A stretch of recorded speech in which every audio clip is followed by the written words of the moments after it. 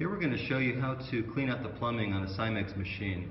Over time it will begin to get cruded up with mineral and encapsulation detergent. So here's what we do. First of all, we're going to take a screwdriver and pull out the plugs. There's 3 of them, one on each corner of the machine.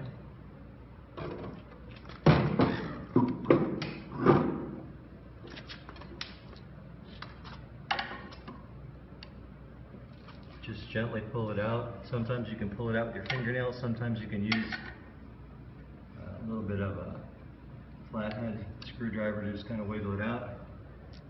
There you go. Carefully rotate to the next position. Pull out the second one, then the third one after that.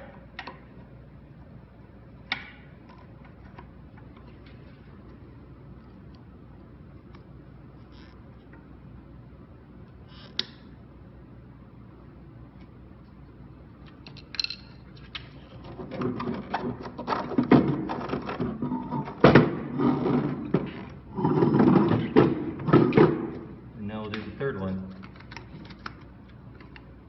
We can use either a coat hanger wire to go in there and scrape that out, grind out as much of the junk that's in there as possible. Just wiggle it all over the place. Or as another option, what you can do is you can use a very thin screwdriver. You can also use a round file. Here we have a very small, thin screwdriver.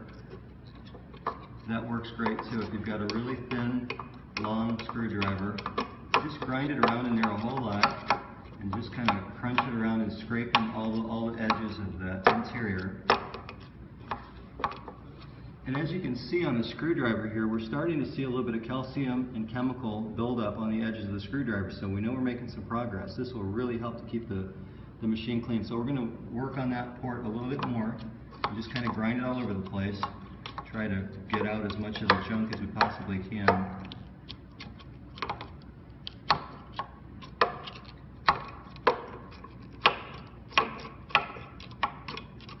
Once we've got that one cleaned out good, we turn and we go to the second port.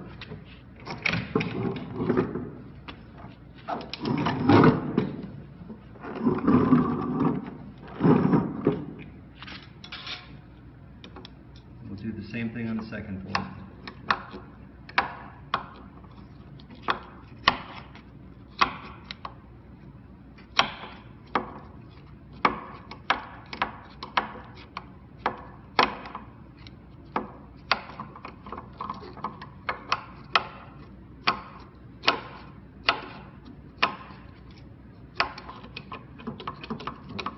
Going around in a circle like that too, it does a good job of grinding some of the stuff around the perimeter of the opening. Now that we've got that one done, we'll move on to the third one. We can even see some of the calcified residue coming right out the hole right now.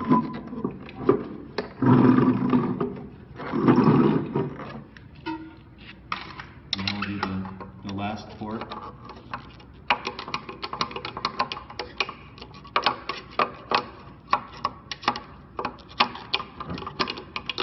There's nothing in there that you can hurt by grinding a screwdriver in there, so you don't have to worry about that. It's pretty solid in there, it's all metal.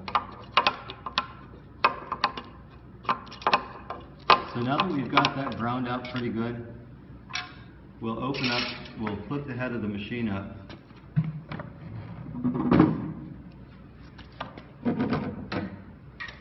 And on the back side, we're going to do the same thing to these brass inlets.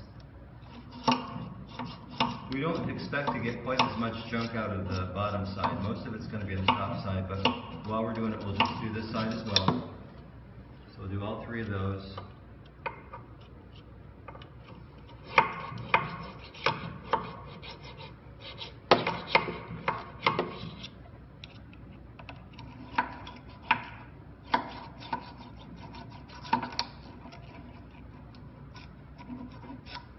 Then we'll take some water with the spray nozzle, like a typical garden spray nozzle, and spray right into that brass inlet. And on this side that's down, kind of back feed, you want to see the pressure actually blowing out the other side, as you see here.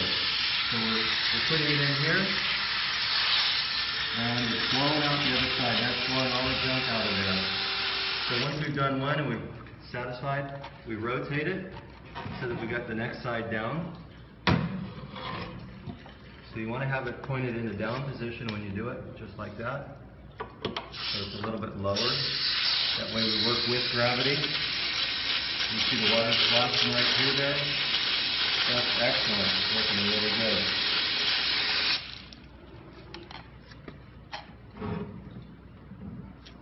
Now we rotate it for the third one.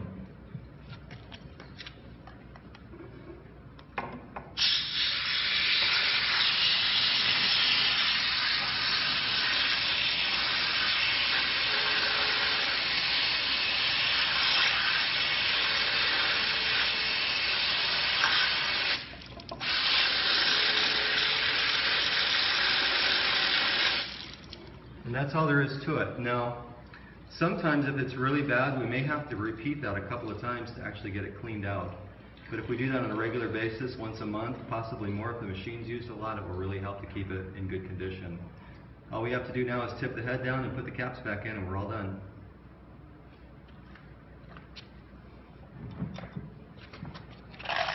Be careful when you move the head because you don't want to slam down on the pins, but they're pretty solid. Just use a little bit of care.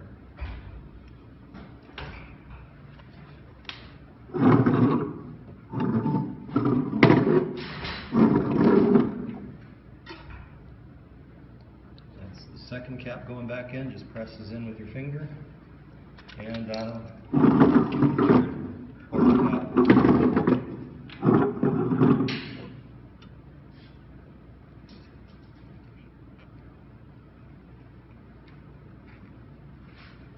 And now we have a machine that will flow more smoothly. It'll get us solution to all three heads very smoothly. It works much better when it's clean.